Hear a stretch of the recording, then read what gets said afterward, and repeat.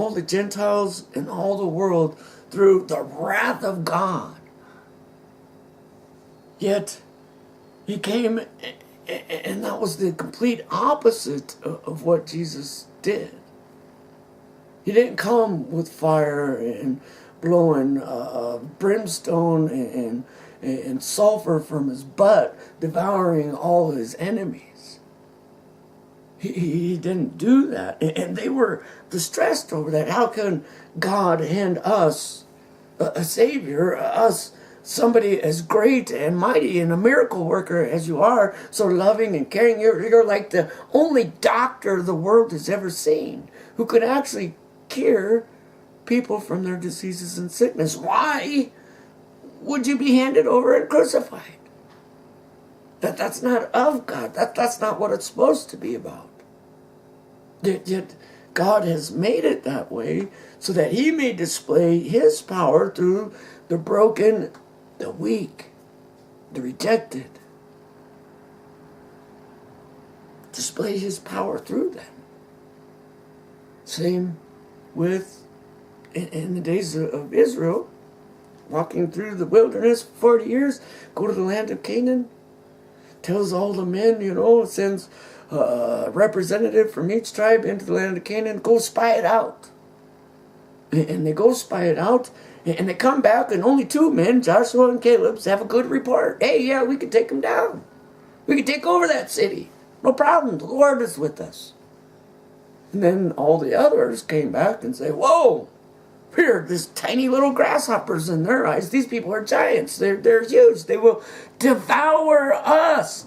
What'd you do, Moses? Bring us out here to devour our children. Now God uses the very children, the very people that the parents all said were going to be devoured and destroyed by all these giants who lived in these well-fortified cities. And he uses those. He uses those people. It's a display of God's love. That he would use the broken, the lame. He could use those suffering from PTSD to do mighty things. And not just do mighty things, but to build his kingdom. Now, I want to go here to another little read. It says, chapter 18, verse 10, see to it that you do not despise one of these little ones. For I tell you that in heaven their angels always see the face of my Father, who is in heaven. What do you think? If a man has 100 sheep and one of them gone astray, does he not leave the 99 on the mountains and go in search of the one that went astray? And if he finds it, truly I say to you, he rejoices over it more than the 99 that never left or went astray. So, it is not the will of God or my Father that who is in heaven, that one of these little ones should perish. Should perish. And that includes you. That includes you. That none would perish. Not the sick, not the lame. So what do we focus on? We need to focus on what we can do. Don't focus too far into the future, because you have no control of the future. But only that which you can do, what God has enabled you to do. And he has enabled you to endure, to overcome, and to be able to change your life so that you're no longer stuck in disappointment, discouragement, and depression, but can be filled with faith, love, loyalty, and hope. And that's the thing I want you to see, that God, loyal to the people, being completely loyal to his word and to his people. Even if they didn't believe in him, he was still loyal to them. Verse 15, chapter 18, book of Matthew says, if your brother sins against you, go and tell him his fault, between you and him alone. If he listens to you, you have gained your brother. But if he does not listen, take one or two others with you, that every charge may be established by the evidence of 2 or 3 witnesses. It's very hard when somebody comes to you and says, hey, you know, I want to tell you, you hurt my feelings. I want to tell you about how you violated me, how you broke my trust. I want to tell you about how you frustrated me and upsetted me. That's very hard to do to someone. And when it's coming, when you're the one, it's even harder. It's harder to admit. So now Jesus says, this is what I'd like you to do. Take a couple witnesses with you. It's not just your word against their word, but so that it's established upon the evidence. Hey man, your bad behavior is breaking me down. Your malicious talk, you know, one of the effects from a childhood abuse is having a malicious heart. That is a heart and a desire to see the enemies be destroyed. Instead of loving your enemies. Instead of blessing those who persecute you.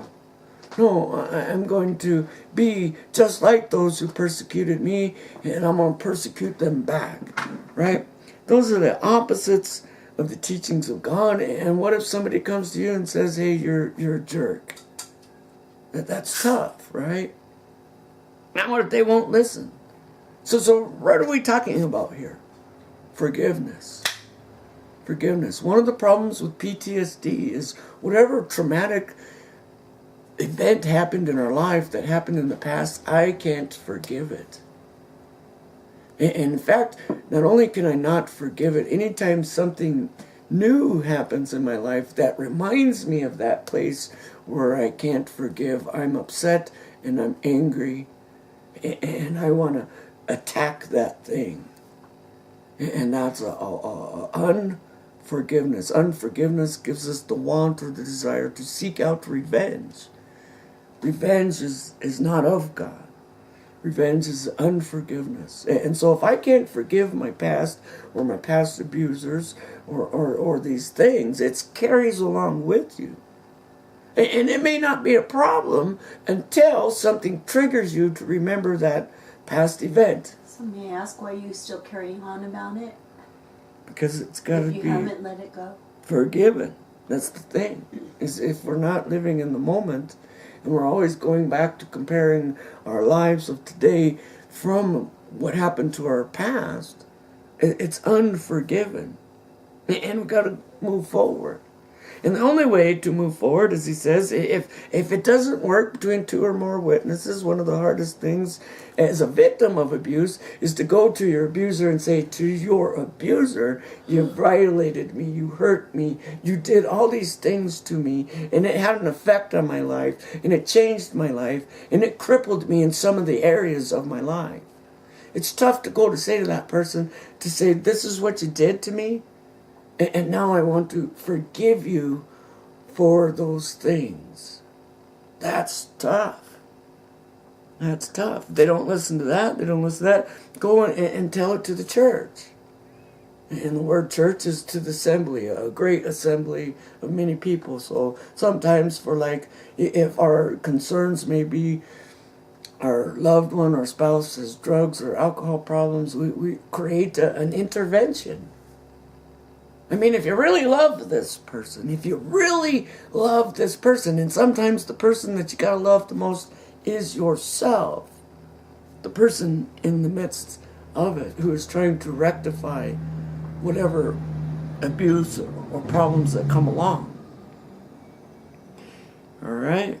And if he refuses to even listen to the church, let him be to you as a Gentile and as a tax collector. So Jesus is talking to Jewish people. Gentiles are evil, wicked. The Roman Empire is a wicked, evil people. And the most wicked and evil people are Jewish people who are working for the Roman government by taking taxes. Taking taxes. And in the way the Romans took taxes was you give us money, and we will let you live through today. That's how they did it. It was purely to rob, rape, and pillage the world. And they were unjustly being robbed, raped, and pillaged. Tax collector, how dare you be a Jew, call yourself my brother, and work for the enemy. So, all right. Truly, I say to you, whatever you bind on earth shall be bound in heaven. And whatever you loosen on earth shall be loosed in heaven. Again, I say to you, if two of you agree on earth about anything they ask. So why am I being disappointed? Why am I being discouraged? Where does the depression come from? All right, we're not in agreement. I could say all day long, and I could call you my wife all day long, but until you say, I agree with you, I am not only your wife, you are my husband. There, God is right there in the midst of them, and this is what he says. If you agree on anything they ask, it will be done for them by my Father in heaven. In heaven. Where is the kingdom of heaven? Where is God's abode? Where is God's dwelling place? In you. In you. In me. I am the temple of the Lord, and heaven is within. It's within. He says, for where 2 or 3 are gathered in my name, there I am among them. Who believes that? Do you believe right now, Stephanie, that Jesus Christ is sitting in this room with you? Silence. See? Who believes that? But Jesus says, this is faith. When you believe it. This is what Jesus says. 100 times over. Believe me. Believe me. Believe me. I'm the only one who can love you unconditionally. Believe me. See, the problem with love in this world in general, is we have a condition for everything. It's a condition for everything. And everything. Especially love. Wow, how can I love you when you don't have a job? How can I love you when you're doing this or this and this? And that's a condition. That's a condition. Everything in this world comes with a condition. Yeah. Except for God. You have a mouth like worse than a foul-mouthed sailor. I'm not a foul-mouthed sailor. I'm a foul-mouthed construction worker. We taught sailors how to speak.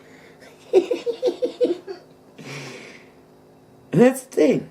One of the effects of child abuse, when you've lived in a life and grew up in a home where the daily language was wrapped around in the forms of vile language, cursing, F-bombs, B-bombs, C-bombs. Yeah. It screws up my faith. Well, and that's the thing we have to unlearn. We have to Because unlearn what we learned. I wasn't raised like that. Right. There was an occasional, Right. my Viking mama, the only time, you had to really piss her off to hear her curse, which is very rare. Mm-hmm. Yeah. So, imagine my shock. Right. That's the thing. We all do not live in the same reality. You live in your world, and you grew up in your world, and even though our realities intermingle and intertwine and they cross one another, the reality is the way I was born, raised, and brought up was different than you. And then you come into my world, and you're Christian? like, whoa. How is I that come Christian? into your world, and How I'm is like, that whoa. Christian behavior? Well, that's the thing, is why do you, and that's you, who put the Christian on the pedestal. there's a man who has a boy, and he's an epileptic. Nobody goes to church and talks like that. You know, Unless they have do. Asperger's disease or No, they do. or Tourette's. They do. Oh, they do? Yeah. Yeah. See, everybody wears, this is the thing with problem in America. Everybody has an alter ego. Or Oh, so persona. they're just on their best behavior when they go to Sunday. Sure, yeah. See, Superman, right? Superman's alter ego is Clark Kent. So Clark Kent really is Superman. But Superman is not really Clark Kent. That is a disguise for everybody. Same when we go to church. When we go to church, Clark Kent shows up every time. Yeah, he always says he's gonna faint. There's Clark Kent sitting at church. You leave church, and then there's the real guy, Superman. So they're here in the internet world where we have social media. Everybody creates their thing, and they believe that the real guy, right, is here. And the fake guy is the persona they've created with their fake image and their fake name. But that's not true. It's the opposite. The real guy is that guy.